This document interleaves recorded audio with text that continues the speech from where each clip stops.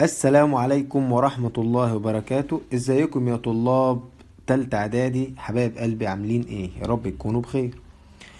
النهاردة هنتكلم عن المراجعة بتاعتنا من خلال ان احنا هنحل امتحانات شاملة، بحيث ان احنا الاسئلة تتكرر قدامنا وان شاء الله نلاقيها في الامتحان. وهنبدأ بالسؤال الاول في الجغرافيا. امامك خريطة لقارة اوروبا، اكتب مدلول الارقام الموقعة عليها. 1. البحر. البحر المتوسط، شطار. 2. جبال الألب، شطار جدا. 3. هضبة الميزيتا اللي هي تشغل معظم أسبانيا، جميل.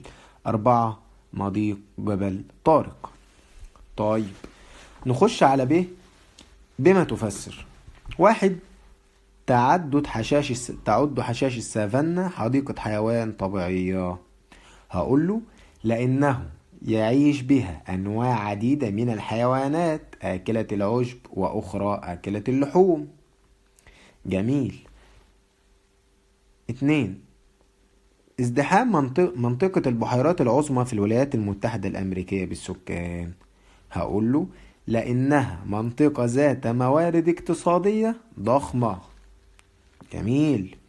بعد كده نخش على السؤال الثاني في الجغرافيا. اختر الإجابة الصحيحة من بين الأقواس. 1. ينتمي نقط إلى السلالة المغولية الصفراء. هقول له الإسكيمو، جميل. 2. تقع جبال روكي في قارة. هقول له في قارة أمريكا الشمالية. 3. تنتمي أشجار جوز الهند إلى الغابات الموسمية، شطار، الله ينور عليكم. بعد كده هنخش على قارن بين إقليم المناخ البحر المتوسط وإقليم مناخ غرب أوروبا من حيث الموقع الفلكي والخصائص المناخية. هنبدأ من الموقع الفلكي. إقليم مناخ البحر المتوسط بيكون في العروض المعتدلة من 30 إلى 45 درجة شمالا وجنوبا، وفي غرب معظم القارات. بينما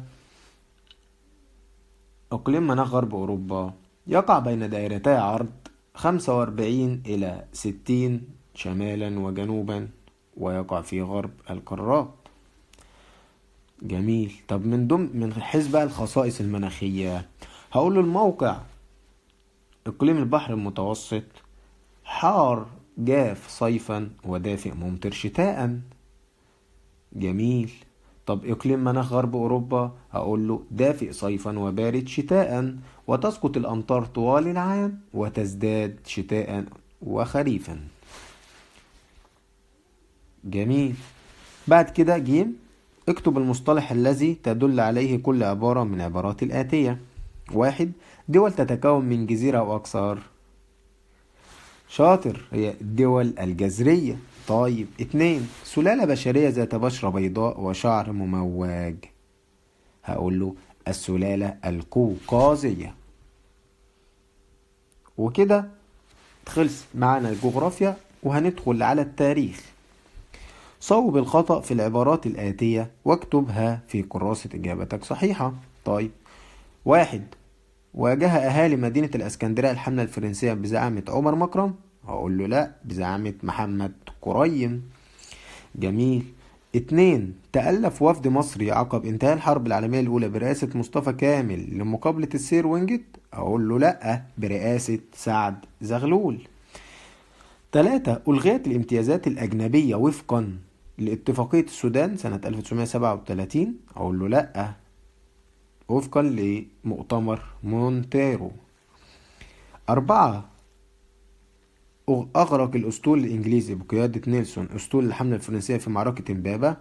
هقول له لأ، في معركة أبو قير البحرية. طيب. بعد كده ماذا يحدث إذا لم يقاطع الشعب المصري لجنة ميلنار؟ هقول يؤدي ذلك إلى تنازل الشعب عن الوكالة التي أعطاها للوفد المصري. 2. لم يكتشف حجر رشيد. هقول له لم نتعرف على التاريخ المصري القديم. جميل. بعد كده هنخش على جيم، لمن تنسب الأعمال، إلى من ينسب كل عمل مما يأتي. 1. تحالف مع الشيخ ظاهر العمر وأخضع الحجاز لنفوذه، هقول له علي بيك الكبير. 2. أنشأ دار الكتب المصرية، هقول له الخديوي إسماعيل. طيب 4. السؤال الرابع وآخر سؤال، قال لك رتب الأحداث التاريخية الآتية من الأحدث إلى الأقدم. خد بالك، من الأحدث الأقدم ولا من الأقدم الأحدث؟ اقرأ السؤال جيدا. موقعة الريدانية، ودي كانت سنة 1517. بعد كده ثورة القاهرة الأولى، ودي كانت سنة 1798. طب بعد كده الحملة الفرنسية على الشام كانت 1799. طب حملة فريزر كانت 1807. يبقى هنرتبها من الأحدث إلى الأقدم. هنقول 1. حملة فريزر. 2. الحملة الفرنسية على الشام. 3. ثورة القاهرة الأولى. 4. الريدانية. جميل جميل. بعد كده نخش على ب في السؤال الرابع. بيقول لك دلل تاريخيا على صحة كل عبارة مما يلي.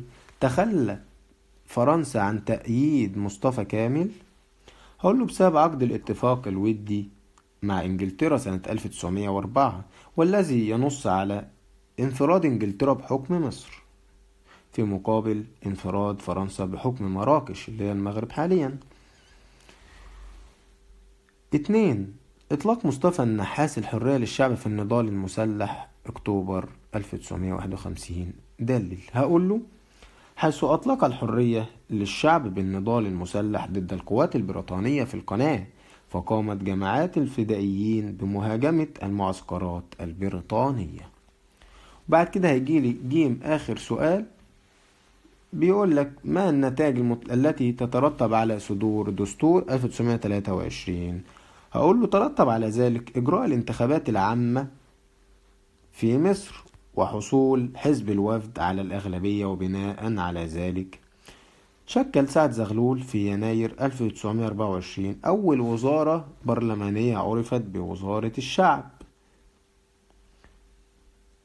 وإيه تاني؟ وافتتح أول برلمان مصري في مارس 1924. ويبقى كده خلصنا أول نموذج هنحله من النماذج إن شاء الله اللي هيجي منها في الامتحان.